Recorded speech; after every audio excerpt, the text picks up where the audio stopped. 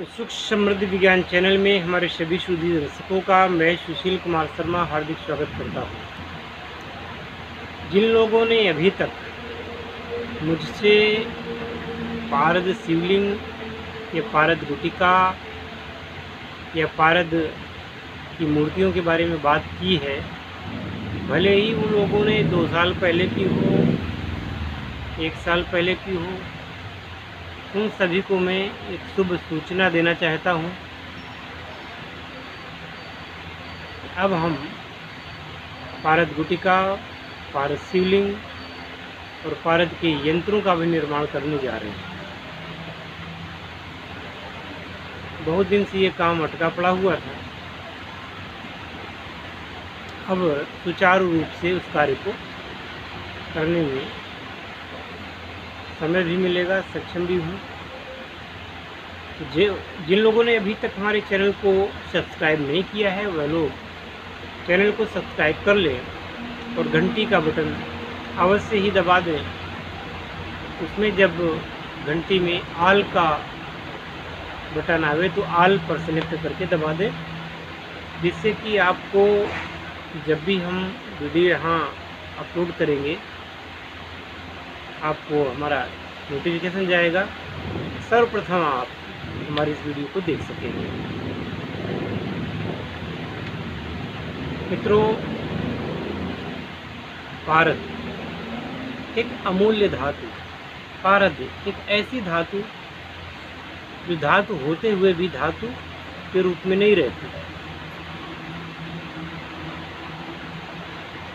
लोहा, तांबा, जस्ता, शीशा, सोना, चांदी, जितने भी धातु हैं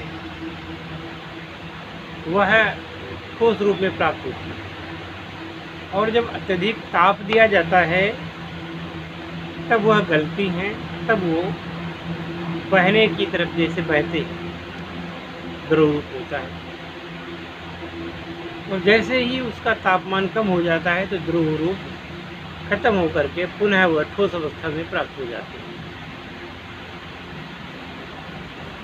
पारद एक ऐसी धातु है जो कि ठंडी है तब भी वो द्रव रूप में ही रहती है। इसमें अत्युत्तम गुण भी छिपे हुए हैं। वह गुण प्रकट तभी होते हैं जब पारद के संस्कार किए जाएं। हमारे यहाँ कुछ एक ग्रंथों में बताया गया है कि 108 संस्कार होते हैं, कुछ एक ग्रंथों में 18 संस्कार की बात आती है। 16 संस्कार और युक्त पारद भी अपने आप में दिव्य होता है, तेजवान है। पारद के अंदर एक ऐसी ऊर्जा विद्यमान रहती है जो व्यक्ति के भाग्य को आमूल-चूल परिवर्तित कर सकती है। कल के वीडियो में हमने आपको बताया था कि कैसे जब किसी मंदिर का निर्माण होता है, उसमें मूर्तियों की प्राण प्रतिष्ठा होती है, तो उस पे उस मूर्ति के नीचे पारद लगाया जाता है। पहले पारद रख दिया, उसके ऊपर से मूर्ति रख करके और जाम कर दी जाती है। यानी कि रस, जिसको रस कहते हैं, रसेश्वर कहते हैं, वह प्राणों में है, प्राण में है, प्राण ऊर्जा से आप्लावित है वह।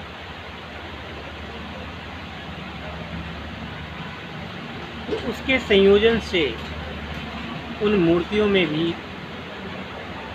प्राण तत्व विद्यमान हो जाता है। अब यहाँ पर समझने की बात है कि प्राण तत्व क्या है। बहुत सारे लोग यह सोचते हैं प्राण होने का मतलब ये हो जाएगा तो मनुष्य की तरह बोलने लगेगी प्रतिमा, मनुष्य की तरह हाथ पैर चलाने लगेगी। ऐसा नहीं है। प्रतिमा प्रतिमा ही है। अब उसमें प्राण आने की बात ये है,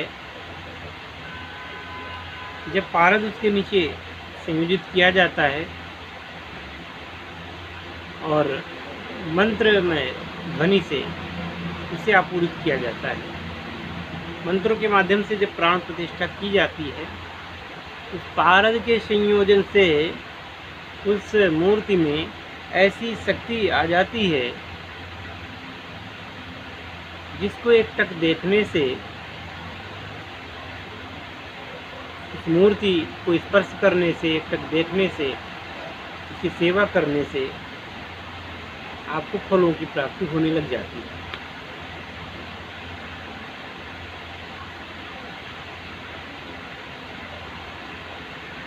अब प्राण तत्व को ऐसे समझें जैसे आपका ये मोबाइल जिस पे आप इस वीडियो को देख रहे हैं, ये सारे जो फंक्शन हैं, जो वीडियो देख रहे हैं, मेरी आवाज़ को सुन रहे हैं, यह प्राण ऊर्जा का द्योतक हो सकता है। उदाहरण के तौर पर जब इस मोबाइल से प्राण निकल जाएंगे, यानी वह ऊर्जा निकल जाएगी, किसी कारण से कोई इसका एलिमेंट खराब हो जाए, कोई कुछ खराब हो जाए, तो जब वह ऊर्जा इस पर काम नहीं कर पाएगी तो ये डेड हो जाएगा। फिर ना तो इसमें फोटो दिखेगी, ना ऑडियो, ना वीडियो, कुछ नहीं होगा। ऐसे ही ये तो निर्जीव चीज़ है, इसी प्रकार की बहुत सारी निर्जीव चीज़ें सजीवों जैसा व्यवहार करती हैं। जैसे टेप रिकॉर्ड है, जैसे कोई ट्रांजिस्टर है, टेलीविज़न हुआ, आपका ये मोबाइल हुआ, तो इसमें कोई मनुष्य की तरह के प्राण नहीं है।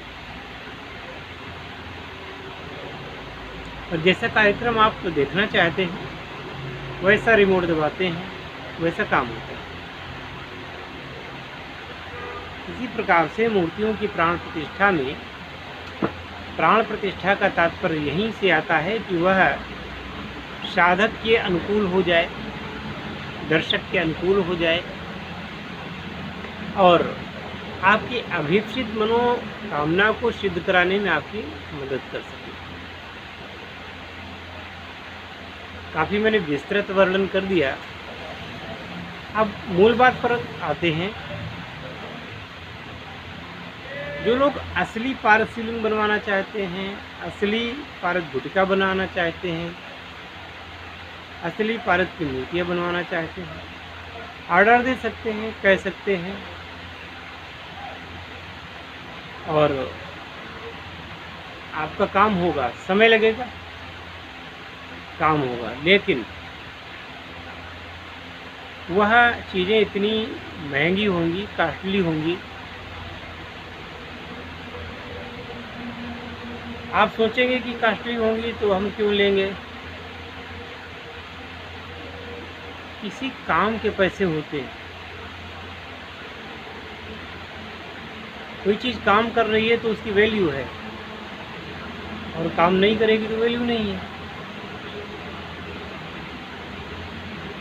इसी प्रकार से इन चीज़ों को बनाने में खर्च भी आता है, इनको ऊर्जा प्रदान की जाती है। तत्पश्चात इनमें वो शक्ति आती है कि आप जब मंदिर में जाते हैं, भगवान की पूजा अर्चना करके मनौती मानते हैं, तो आपकी इच्छाएं पूर्ण होने लग जाती हैं। आपकी इच्छाएं पूर्ण होती हैं, सभी की इच्छाएं पूर्ण होती हैं, और आपका जीवन सुचारू रूप से चलता रहता है।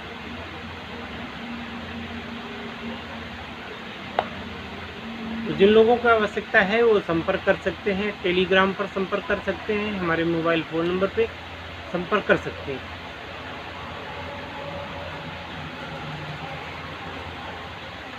इसी के साथ मैं अपनी वाणी को यहीं विराम देता हूँ।